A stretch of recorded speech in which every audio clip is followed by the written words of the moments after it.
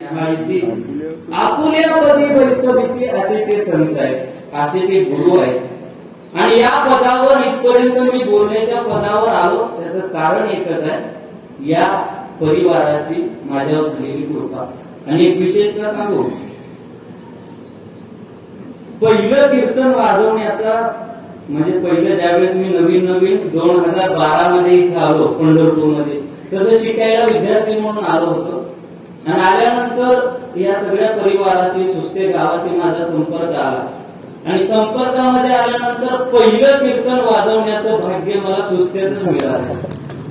पखवाजामध्ये पहिलं कीर्तन मी दुसऱ्यात वाजवलं आणि वाजवण्याची ताकद मी नेहमी सांगतो, आई जशी मुलाला जन्म देते, गुरु जसं मुलांना ज्ञान देतात, तसं या सुस्तेकरांनी मला भीतीपासून दूर जाण्याचं एवढं मोठं धाडस दिलं मला।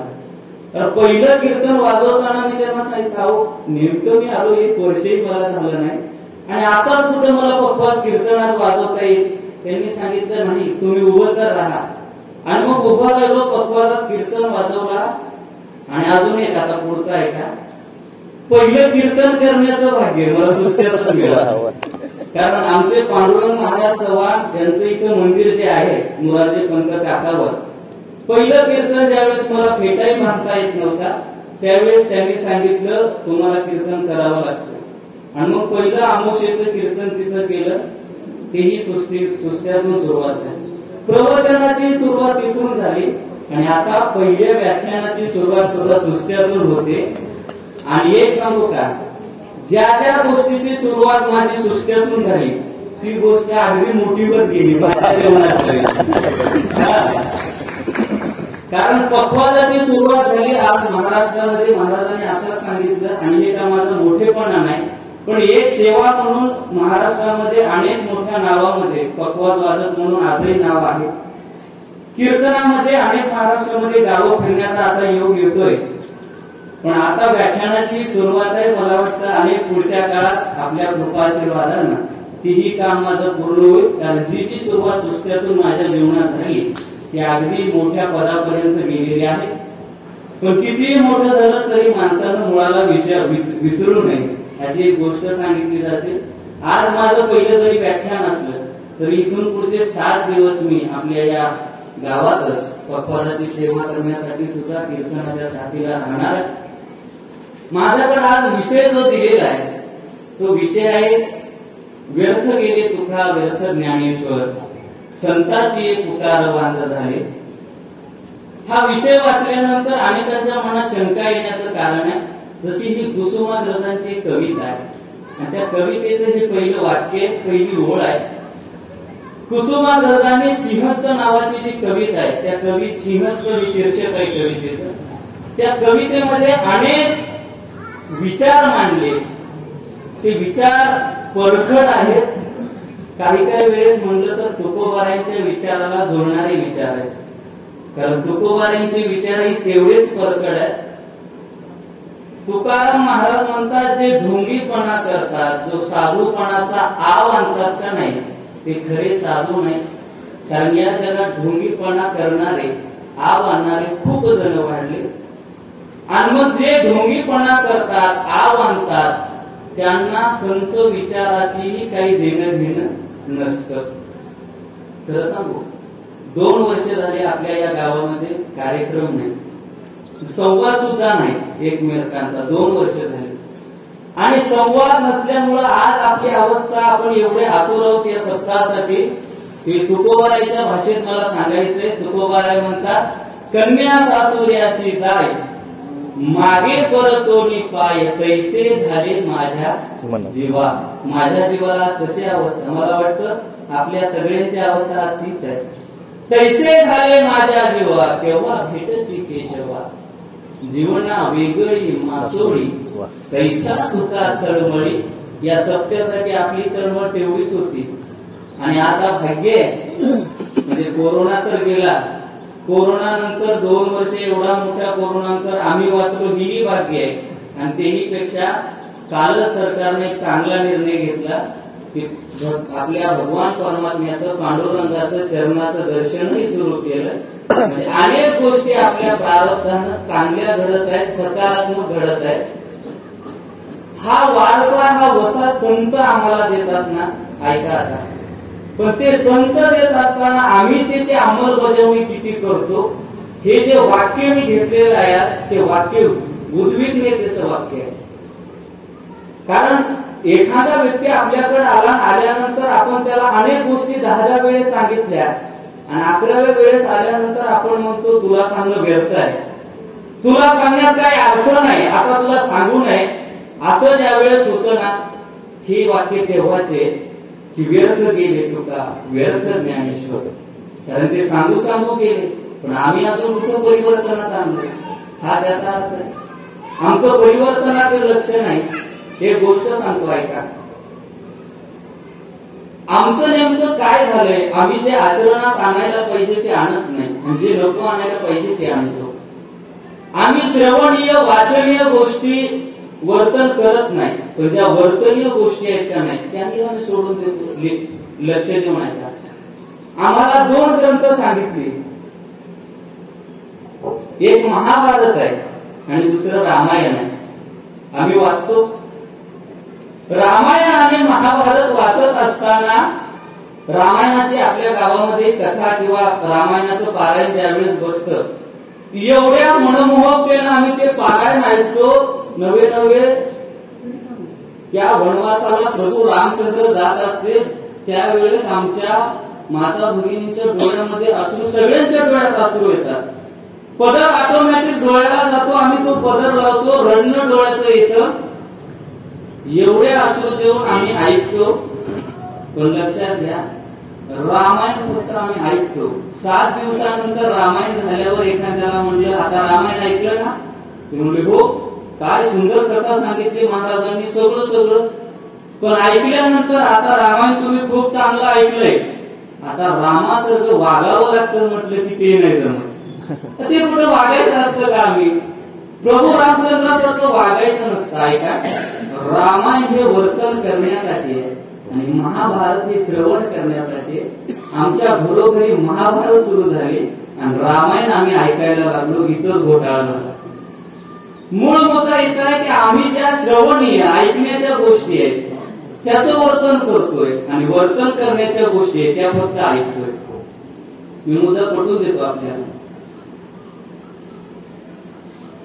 रामायण आणि महाभारत जे 2 आहेत ना, वचने फार गोड ऐकलेले. मी गुरुवारींच्या मुखातलं आहे. हरणाच्या वस्त्रामुळे झालं ते रामायण आहे आणि वस्त्राच्या हरणामुळे झालं ते महाभारत. वाक्य मी काय का, हरणाचं वस्त्र मिळावं हे सीता मातेची इच्छा आहे आणि त्या इच्छेमुळे जे निर्माण झालं ते रामायण आहे आणि वस्त्राचं हरण केल्यामुळं महाभारत झालं. आपल्याला एकच वाक्य फार गोड आहे. आता पुढचा ऐका. आपल्या प्रत्येकाच्या गावामध्ये आपण एक कार्यक्रम असतो. आता लग्न ठरवत असताना मुलगी बघायला जायचं असतं.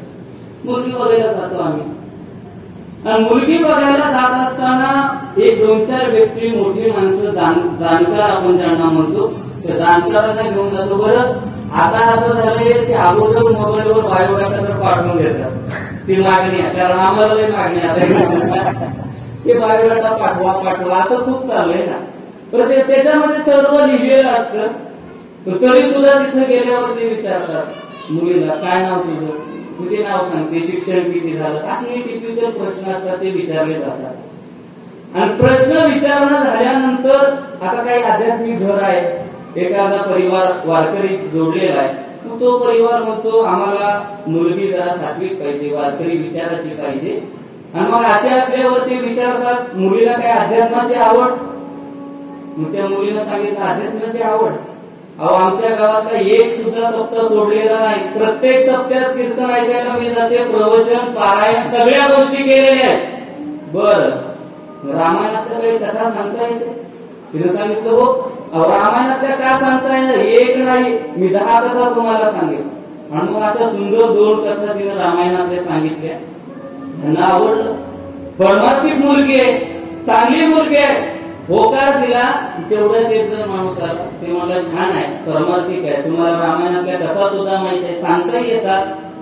रामायणातल्या जशा सांगितल्या तशा महाभारतातली एखादी येते का? तिनं सांगितलं, अहो रामायणातली कथा मी सांगितली, महाभारतातली कथा सांगण्याचीच गरज नाही, कारण मी तुमच्या घरी आले की ऑटोमॅटिक महाभारत घडणार. का मी सांगितलं हे मुद्दा? की आम्ही जे वर्तनीय पाहिजे ते वर्तनात आणत नाही, आम्ही फक्त ऐकतो. संतांनी अनेक वचनं आम्हाला सांगितली, या जीवनामध्ये अध्यात्म क्षेत्र सोडा, पण जीवन जगत असतानाही कोणकोणत्या गोष्टी, कोणकोणते मुद्दे आमच्या जीवनात पाहिजे हे आम्हाला संतांनी नमूद केलेत महाराज. पण आम्ही ते नमूद केलेले मुद्दे बाजूला ठेवतो. काही काही वेळेस आम्ही म्हटलं तर नाही एखाद्याला, चला कीर्तनाला जाऊ, चला प्रवचनाला जाऊ, ते म्हणतात महाराज तो आमचा विषय नाही. अहो तुमचा विषय नाही, जीवन कसं जगायचं हा जगण्याचा विषय ते संतांनी सांगितलाय. हा विषय अध्यात्माचा सोडा, तुम्ही भक्ती करा, देवाची पूजा करा, न करा, पण संतांनी जो विचार दिला तो विचार घ्या. एवढा महत्वाचा विचार संतांनी आमच्या पुढे ठेवला. अनेक विचार आहेत, किती विचार आहेत, आणि ते विचार आम्ही वाचत नाही. आम्ही ग्रंथ आमच्या घरात ठेवले. आमचं वाचन ग्रंथ ज्ञानेश्वरी, गाथा, गीता, भागवत हे सगळे ग्रंथ आमच्या घरात आहेत, पण आम्ही उठून कधी त्याचा विचार केला नाही केला. आणि मग विचार आम्ही ते घेत नाही, विचार आचरणात आणत नाहीत. मग तेव्हा हे उद्विग्नतेचे वाक्य निर्माण होतात, व्यर्थ गेले तुका व्यर्थ गेले, असं वाटतं. काय संतांची पुकार वांज झाली, त्यांनी जे पुकार दिली, त्यांनी जे वचन सांगितले त्यांचं आम्ही आचरणच करत नसेल तर वांज नाही तर काय करा, त्यांचे पुकार वांज नाही तर काय झाले, हा विचार मनामध्ये येतो का नाही? आता पुढचा आहे, संतांनी आम्हाला कोणकोणते विचार दिले? अनेक विचार मला सांगण्यासारखे, महत्वाचे थोडे थोडे विचार मी सांगून पुढे जाणार आहे. एक महत्वाचा विचार संतांनी दिला जीवनात आल्यानंतर. आता बघा काय प्रगल्भ विचार आहेत संतांचे. आमच्या ज्ञानोबापासून आधी करून सगळे आतापर्यंतच्या संतांपर्यंत. कोरोनाच्या काळात एवढे माणसं बिघडली होती, मानसिकताच राहिली नाही, कारण कधी बंद राहायचं माहित नाही, घरात एकांतात राहायचं माहित नाही, स्थिर कसं राहायचं माहित नाही. काही काहीला चंचल असतं बघा, एक तासभर सुद्धा बसवत नाही एका जागेवर. आणि अशा काळात 2-2 वर्ष घरात राहायचं किती कठीण होतं. आणि या 2 वर्षात घरामध्ये बसून एवढी माणसांची मानसिकता बिघडली, काय पण करायला लागले नको ते घरातल्या मोबाईल त्या युट्यूब काय ते व्हिडिओ ते बनवणं असतं, एवढे त्याच्यात विचित्र विचित्र व्हिडिओ बनवणं पाठवणं, एवढी लोकांची मानसिकता बदलून गेली. पण त्याही काळात एक विचार समाजाला देण्याचं काम, अहो एकांतात राहून सुद्धा आपली प्रगती करता येते, हा संतांचा विचार आहे. ऐका, आम्ही एकांतात राहिलो, आम्हाला ध्यान करता येतं, आम्हाला साधना करता येते, आम्हाला ज्ञान ग्रहण करता येतं. या 2 वर्षाच्या काळात वेळेचा उपयोग कसा करावा आम्हाला संतांनी सांगून दिले. घरात जरी असलो आपण, माणसांची मी तर नेहमी सांगतो एवढी मानसिकता बिघडली होती. त्या व्हॉट्सअपला फार विनोद येतात वेगवेगळे, त्याच्यामध्ये असं आलं होतं की वेळ आता भरपूर होती, मग करायचं काय. मग काही माणसांनी ते 1 किलो तांदूळ घेतले, ते 1 किलो तांदूळात किती संख्या तांदूळ आहे हे तांदूळ मोजले. कुणी काय गहूच मोजले किती गहू आहे, कुणी काय डोळे मोजले, कुणी डोक्यावरची केसच मोजली. म्हणजे काय विचार आम्ही करतो. आणि हे फालतू विषय करण्यापेक्षा एक वाङ्मय तुम्ही घेतलं असतं संतांचं, तुकोबारायांची गाथा घेतली असती आणि वाचन केलं असतं, पुढचं जीवन कसं जगायचं. आणि सांगू का, जे आता आमच्या जीवनामध्ये आत्महत्या करण्याचा प्रयत्न करतात, त्या आत्महत्या कितीही लोकांनी सांगून बंद होणाऱ्या नाहीत महाराज. त्याच्यासाठी विचाराची क्षमता लागते. तुमच्या जीवनात कितीही संकट येऊ द्या, तर त्या संकटाला धाडसानं सामोरं जाण्याचं सामर्थ्य तुमच्याकडे पाहिजे. हे आम्हाला संत चरित्र शिकवतात. तुकोबारायांवर कमी संकट आली, ज्ञानोबारायांच्या जीवनात कमी संकट आली. बघा जरा चरित्र उघडून, ज्ञानोबारायचं जीवन तर एवढ्या संकटांनी भरलेलं आहे की आई वडिलांची देहांत प्रायश्चित्त घेतल्यानंतर साध्या देहूतल्या गावकऱ्यांनी भिक्षाही न वाढावी आणि उपाशी पोटी राहावं, एवढी मोठी अवस्था ज्ञानोबारायची बिकट असताना सुद्धा आत्महत्येचा विचार केला नाही. बघा संतांचे विचार येतात. मग का लोक म्हणतात आध्यात्मिक गोष्टी ऐकून आमचं कुठं होणार आहे चांगलं? अरे त्यांचे चरित्र वाचा, म्हणजे जीवन कसं काढले, त्यांनी कसं जगले ते आपल्या लक्षात येईल.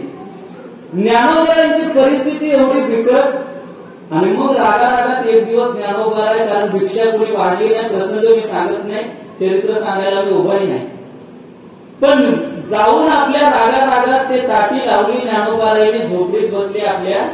आणि तेवढ्यात आमच्या मुक्ताबाईनं लहानशा जो संदेश दिला तो संदेश ऐकला.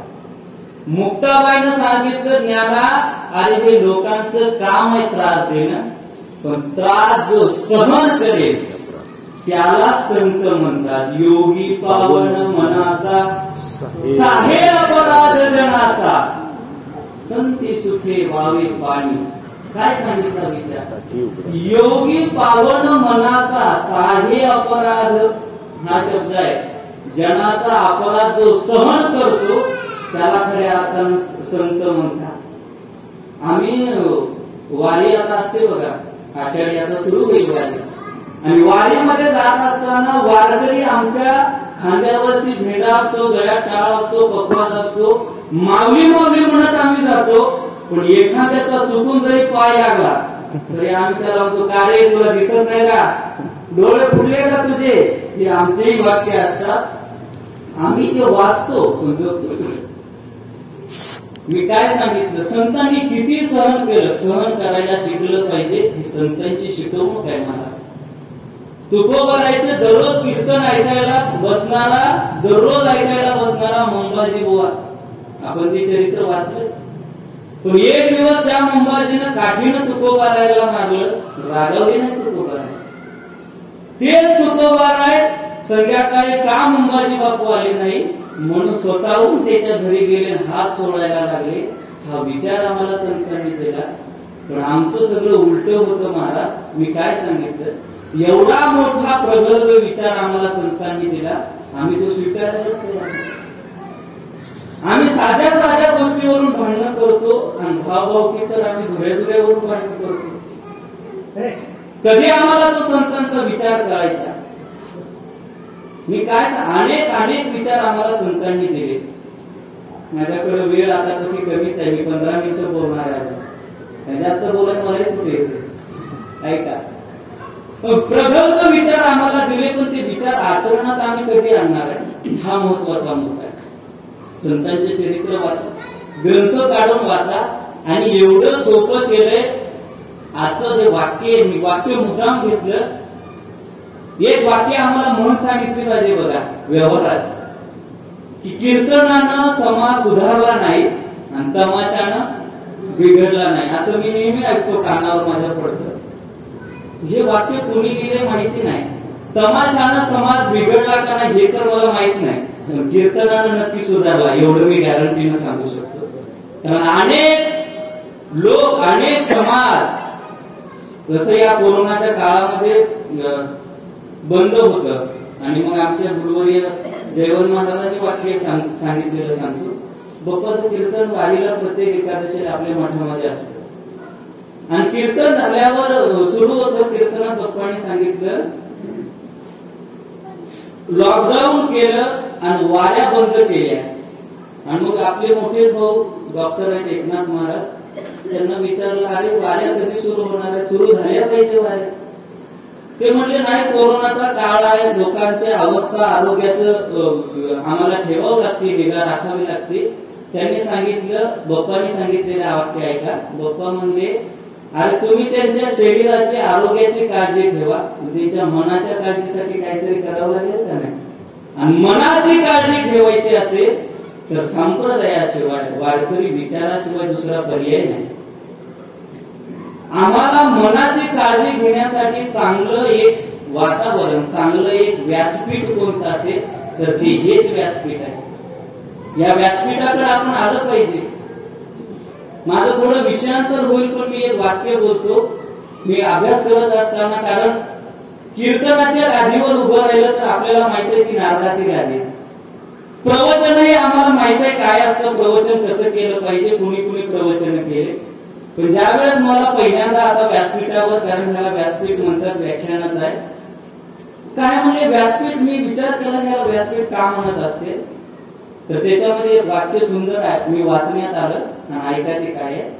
व्यासपीठ म्हणजे व्यास महर्षी जे जुने होऊन गेले आणि हे जग त्यांच्या ज्ञानाशिवाय चालत नाही, कारण सगळं जे आहे व्यासोच्छिष्ट जगत्रय, हे जग सगळं उष्ट खाते ज्ञान हे व्यासांचं आहे.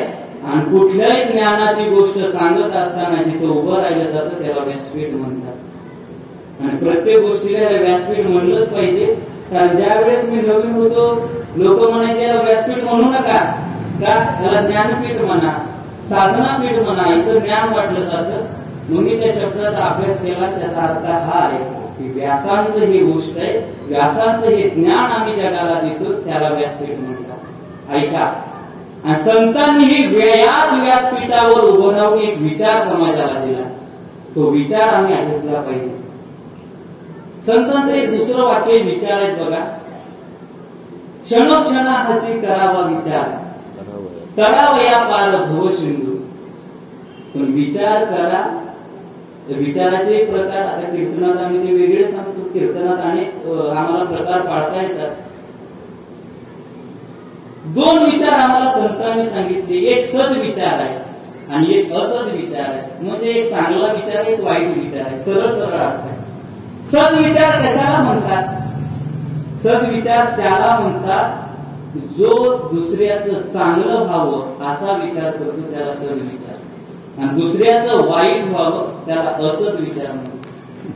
देव प्रगट झाला आणि देव प्रगट झाल्यानंतर देवानं सांगितलं तुला काय पाहिजे, मला बंगला पाहिजे, तुला बंगला देतो आणि तुझ्या शेजारच्यालाही बंगला देतो.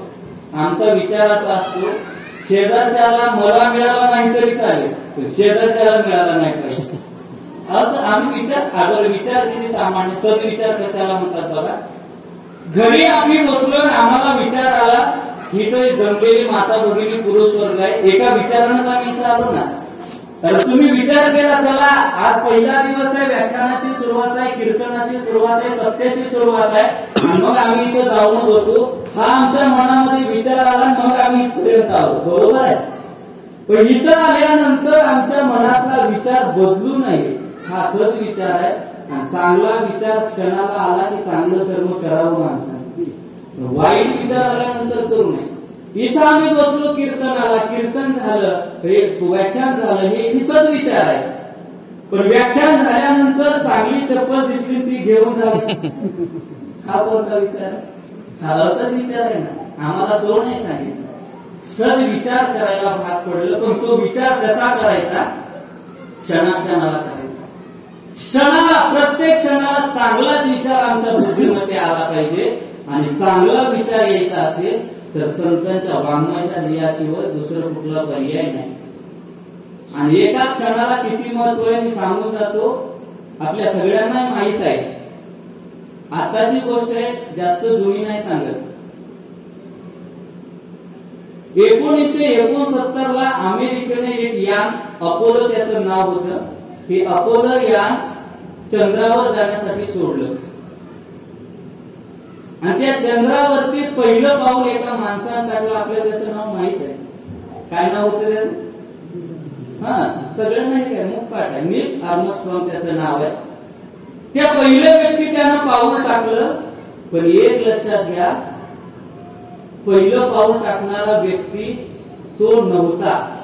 तुम्ही म्हणसाल असं कसं म्हणताय, तुम्ही हे वेगळं सांगताय, कारण आतापर्यंत आम्ही तेच ऐकत आलो. ते ऐकलं असलं तरी खरं आहे. ऐका, त्याच्या सोबत एडविन नावाचा एक माणूस होता. तो मुख्य वैमानिक होता आणि मुख्य वैमानिकाला सोबती म्हणून, सहवैमानिक म्हणून या नील आर्मस्ट्रॉंगची भरती केलेली होती. आणि एडविननं ते विमान, ते यान उडवलं, चंद्रावरती ते पोहोचले. पण चंद्रावर ज्यावेळेस उतरण्याचा क्षण आला, आता यान पोहोचलेलं आहे, त्या नासाची जी केंद्र आहे त्या केंद्रातून एक संदेश पाठवला आणि संदेश पाठवल्यावर सांगितलं पहिला वैमानिक आहे त्यांनी चंद्रावरती पहिलं पाऊल टाकावं, उतरावं. पण हे ऐकल्यानंतर सुद्धा ॲडविन उतरला नाही. कारण त्याच्या मनामध्ये विचार आला की अरे मी जर उतरलो पण मला माहित नाही तर गुरुत्वाकर्षण आहे का नाही, सूर्य किती तापणार आहे, मी जर खाली उतरलो याच्या आगीने मी जर जळून गेलो तर जिवंत राहील का नाही माहिती नाही. हा विचार मनात आला, ॲडविन खाली उतरला नाही, तसाच थांबून राहिला. लगेच दुसरा 1-2 सेकंदामध्ये मेसेज आला सहवैमानिकानं सुद्धा खाली उतरावं. आणि सहवैमानिकानं उतरावं म्हटल्याबरोबर नील आर्मस्ट्रॉंग एका क्षणाचाही विचार न करता पहिलं पाऊल चंद्रावर टाकलं आणि चंद्रावर 2 तास 32 मिनिटे राहण्याचा विश्वविक्रम त्यानं केला. आणि नुसता केला नाही, आज ऐतिहासिक गोष्टीवर जर कुठलाही चंद्रावर पहिलं पाऊल कोणी असं म्हटलं तर नील आर्मस्ट्रॉंगच नाव घेतलं जातं. त्याचं कारण एकच आहे, क्षणाचाही विचार त्यानं लावला नाही, पण विचार चांगला केला. आणि मेलो तर मेलो, पण जर पहिलं पाऊल माझं चंद्रावर पडत असेल तर इतिहासात आजन्म राहणार आहे. आणि त्या आर्मस्ट्रॉंगचं वाक्य फार गोड आहे बघा तिथं, हे मनुष्याचं पहिलं पाऊल आहे, तिथून त्यानं संदेश पाठवलेला आहे. हे माणसाचं पहिलं पाऊल आहे, पण मानवाच्या प्रगतीचं कितीतरी मोठं पाऊल इथं चंद्रावर पडलेलं आहे. वाक्य गोड आहे, ऐका. क्षणाचाही विचार न करता पाऊल टाकलं, पण विचार चांगला केला, म्हणून आज त्याचं नाव आहे. आम्हालाही संतांनी ते सांगितले, विचार करा, सारासार विचार करा, उठाउठी. हा उठाउठी विचार पण सारासार करा, चांगला विचार करा. आणि चांगला विचार काय आहे तर चांगला विचार एकच आहे. आणि सगळ्या या संत वाङ्मयाचं सारही मला तरी ते वाटतं माझ्या अभ्यासानुसार एकच सार आहे, खरा तो एकच धर्म जगाला प्रेम अर्पावे. संतांच्या वाक्यात सांगायचं झालं तर जे का रंजले गांजले त्यासी म्हणे जो आपुले तोची साधू ओळखावा देव देती तुझा नावा. हाच एक विचार दिला आम्हाला, जे का रंजले गांजले. मी आमच्या ज्यावेळेस गुरुवर्याकडे शिकायला गेलो त्यावेळेस त्यांना एक प्रश्न विचारला, लक्ष देऊन ऐका. गुरुवर्यांना विचारलं होतं मी जीवन सुंदर करण्यासाठी काय केलं पाहिजे, जीवन सुंदर व्हावं असं मला वाटतं, हे जीवन सुंदर करण्यासाठी मी काय केलं पाहिजे. गुरुवारीने सांगितलेलं वाक्य लक्ष देऊन ऐका.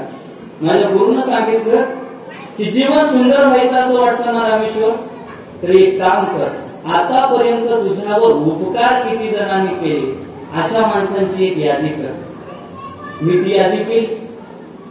कुणी कुणी मला, कारण मी इथं शिकण्यासाठी आलो त्यावेळेस कुणी कुणी लोकांनी मदत केली, काहीच नव्हतं त्यावेळेस किती जणांनी मदत केली, काही लागतं का नाही, काय बघावं, हे सगळे मदत करणारे मी यादी केली. आणि 150-200 माणसांची यादी माझ्याकडे तयार झाली.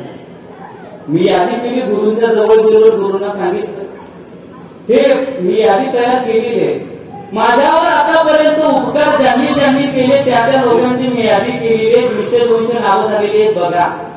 मग गुरुजीने सांगितलं जीवन सुंदर करायचंय ना, जीवन चांगलं व्हावं वाटतंय ना, तर आता ही जशी तू तुझ्यावर उपकार केलेल्या लोकांची यादी केली तशी आता दुसरी एक यादी तयार कर.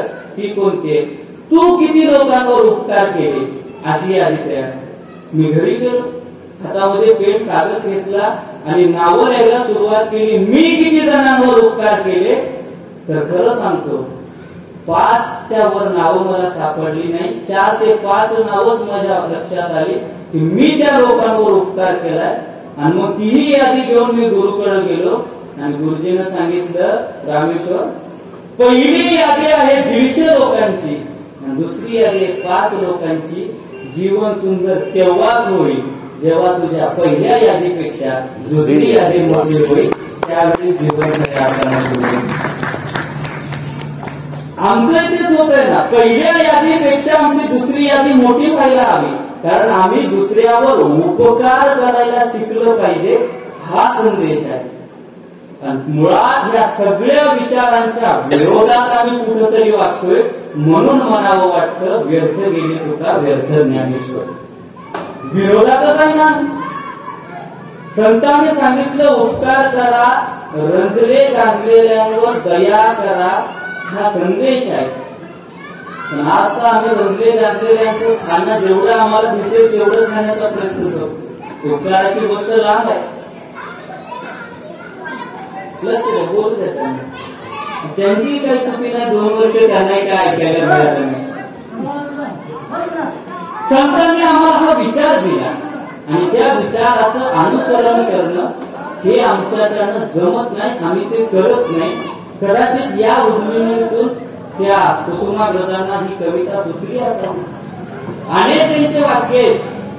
तसं ते परखड मत मांडायचं झालं तर फार प्रकट आहे आणि तेवढं मी मांडणार नाही, कारण माझा तेवढा अधिकार नाही. कारण वयाप्रमाणे माणसानं बोललं पाहिजे. अजूनही तेवढी क्षमता सामर्थ्य वय माझं नाही. जेवढं माझ्या बुद्धीला पेले तेवढं मी बोलणार आहे. ऐका, विचार संतांनी खूप काही दिले, खूप मला विचार खूप सांगता येते, पण त्या विचाराच्या विरोधात आम्ही वागतो. ही गोष्ट कधी आम्हाला कळायची. आम्ही परिवर्तनशील आहोत ना. परिवर्तन आणि परिवर्तन हे प्रत्येक गोष्टीत झालंही पाहिजे. 4 वर्षापूर्वी याच ठिकाणी आपल्या इथं प्रवचनमाला चालायचं, बरोबर आहे. पण प्रवचनमालेला प्रतिसाद, कारण लोकांना बदल हवा आहे, सारखा बदल पाहिजे. एवढा बदल पाहिजे ते टीव्ही सुरू असली तर महाराज एक चॅनल कधी आपण सुरू राहू देत नाही. क्षणाक्षणाला बदलतो. आम्हाला बदल पाहिजे. मग बदल पाहिजे तर परिवर्तन झालं पाहिजे. आपल्या सत्यातही परिवर्तन झालं ना. प्रवचनाऐवजी व्याख्यान सुरू केले. तुम्हाला किरण महाराजांनी फोन केल्यावर मी म्हणलं, अहो आतापर्यंत मी कधीच व्याख्यान केलं नाही. माझा मुद्दा कीर्तन प्रवचन एवढंच आहे, व्याख्यान काही मला माहिती नाही, केलं नाही आतापर्यंत. तासभर कधी बोलायचं असं मी विचार करतो. ते म्हणे, हे बघा महाराज, काळजी करू नका. जसं प्रवचन करता बसून तसंच उभ्यानं बोलायचं. बसून जे बोलतात ते उभ्यानं बोलायचं. झालं म्हटले व्याख्यान. मी काय सांगितलं, परिवर्तन आपल्या सत्यात सुद्धा झालं तर नाही. प्रवचनाऐवजी आम्ही व्याख्यान सुरू केली. हे सत्यातलं परिवर्तन झालं.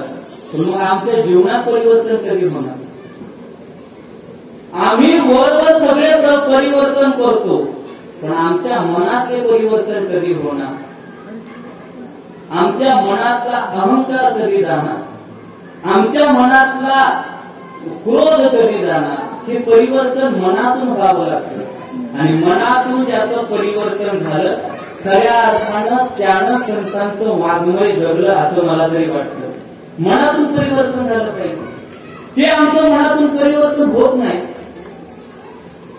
आमच्या मनातला अहंकार, संत हे बघा, आम्ही लोक कमवतो, पैसा कमवतो, खूप कमवतो पैसा.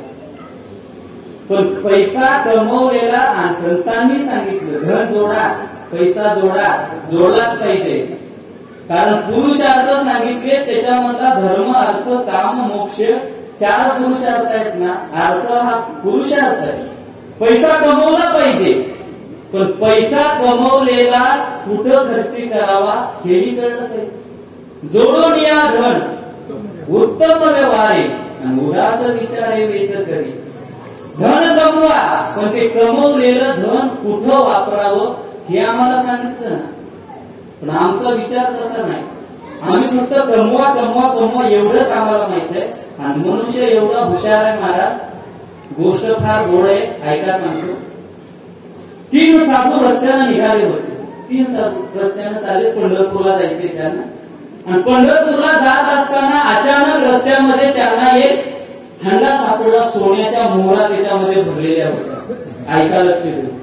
सोन्याच्या मोहरा भरलेला हंडा त्या 3 साधूंना सापडला. रस्त्यानं जात होते. किती हुशार असतो मनुष्य. आणि त्याच्यापैकी पहिल्यानं तो हंडा बघितला, काढला बाहेर. पहिला म्हटला, हे ऐका रे, हा हांडा आपल्याला सोन्याचा कशामुळे सापडलाय? देवाच्या कृपेने सापडलाय. मग त्या देवाला काहीतरी देणं आपलं कर्तव्य आहे. देवाच्या कृपेने आम्हाला हा हांडा सापडलाय, काही हरकत नाही. दोघेही तयार झाले, म्हटले देऊया. पण या हांड्यातलं द्यायचं कसं देवाला? त्यांनी सांगितलं एक काम करू. काय करू म्हटले? आपण छोटस सर्कल आखू, छोटस रिंगण आखू, अगदी छोटस, आणि हांड्याच्या मोहरावर फेकू. जेवढ्या मोहरा सर्कलच्या आत पडते तेवढ्या देवाच्या, आणि सर्कलच्या बाहेर पडते तेवढ्या आपल्या. तो दुसरा साधू चिडला, नालायक म्हटलं तू. अरे देवाच्या कृपेने हे सर्कल, हे सोनं आपल्याला भेटलं, एवढ्या मोहरा भेटल्या, त्या देवाला द्यायला तू कंजूसी करतो, हे योग्य नाही. मग देवाला दिलं तर तसं नाही करायचं. मग मोठं रिंगण आखायचं, मोठं सर्कल आखायचं, मग मोहरावर फेकायच्या. जेवढ्या मोहरा रिंगणाच्या आत पडते तेवढ्या आपल्या, आणि जेवढ्या रिंगणाच्या बाहेर पडते तेवढ्या देवाच्या. असं सांगितल्यावर तो तिसरा रागाला गेला. तुम्ही दोघे नालायक काय म्हणे, तसं नाही करायचं. अरे देवाच्या कृपेने आपल्याला एवढं धन सापडलंय आणि असं फेकतात का? नाही, असं देवाला द्यायचं नाही. मग अरे देव कुठं राहतो? त्यानं सांगितलं आभाळ आकाशात. मग एक काम करायचं, मोहरावर फेकायच्या. जेवढ्या आभाळात राहतील तेवढ्या देवाच्या, आणि जेवढ्या जमिनीवर पडतील तेवढ्या आपल्या. मी का सांगितलं? मनुष्य एवढा हुशार आहे. धन मिळवावं आम्हाला वाटतं, धन कमवावं वाटतं, कायमस्वरूपी आम्ही ते धन कमवतो. पण कमवलेलं धन कुठं वापरायचं हे आम्हाला संतांनी सांगितलं. अशा सत्याच्या ठिकाणी, सत्कार्याच्या ठिकाणी. आणि मी तर आता हे सगळे शिक्षकच आहेत, तेही आहेत शाळेवर, आमचे मनोज आहेत, आणि थोडाफार मीही शिक्षण क्षेत्राशी निगडीत आहे. कारण आपली पंढरपूरमध्ये वारकरी शिक्षण संस्था आम्ही चालवतो. पण चालवत असताना लहान मुलं आहेत बघा, आणि ही माझ्या मनात टोचणारी भावना मी आपल्याला बोलून दाखवतो. आतापर्यंत गावोगावी परमार्थ खूप पोहोचला, पण अजूनही शिक्षण तेवढं पोहोचलेलं नाही. गावोगावी अजूनही असे लोक आहेत ज्यांची परिस्थिती मुलं शिकवण्याची नाही, पण आम्ही इतरत्र खर्च करतो. एवढंच करा, लय आपल्याकडून होत नाही महाराज. पण निदान ज्या मुलांना शिक्षणाची आवड आहे त्यांना शिक्षणाचा मार्ग तरी दाखवा. की अनेक आता आमच्या संस्थेत असे मुलं आहेत ज्यांना माहीतच नव्हतं मुलं कुठं शिक्षणासाठी टाकायचे. पैसा तर नाही, मान्य आहे, पण पैसा नसला तरी शिक्षण होतं. पण त्यांच्यापर्यंत आम्ही जात नाही, ज्या लोकांपर्यंत ज्यांना माहिती नाही. आपल्या गावातही, आपल्या जवळपासच्या भागातही असं कोणी असेल की गरीब परिस्थिती आहे, पण कुठं मुलाला शिक्षण द्यावं हे माहित नाही. अशांसाठी निदान आपण संपर्क करणं, अशांसाठी काहीतरी कार्य करणं, मला वाटतं हे आपल्या सदुपयोग आहे, आपल्या धनाचं सदकार्य आहे. आम्हाला संतांनी तेच सांगितलंय, इतरत्र काही सांगितलं नाही.